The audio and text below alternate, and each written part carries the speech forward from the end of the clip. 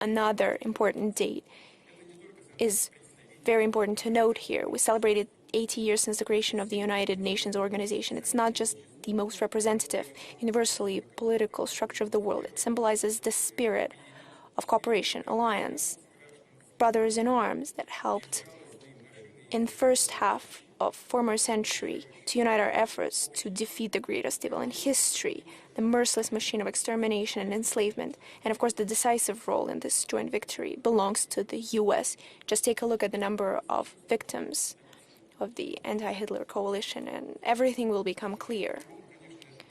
The UN, of course, is the legacy of victory in the Second World War. To this day, it is the most successful experience of creating the international organizations through which we can resolve the most urgent world problems. And we often hear that the UN system is paralyzed, that it's in crisis. It's become the common position. Some even go as far as to say that it has become obsolete and it should be radically reformed. Yes, of course there are a lot of issues in the work of the UN. But we do not have a better alternative than the UN. We have to admit that the problem is not with the UN because its potential, it's virtually endless. The issue is how we, ourselves, these united, and although more often than not now disunited nations, use these opportunities.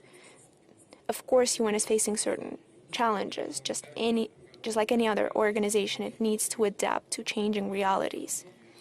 But in the process of its restructuring, configuration, it is especially important not to lose sight or twist the main idea of the organization, not just the one that was embedded when creating the whole UN system, but also the newfound idea that has arisen in the process of its complicated development.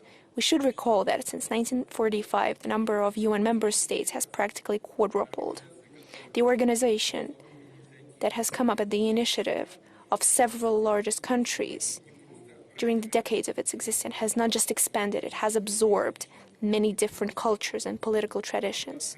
It has gained diversity, has truly become multipolar, way before the world has taken that path. The potential laid in the UN system is only beginning to unfold, and I'm sure that in the new era we're entering, it will only pick up the pace.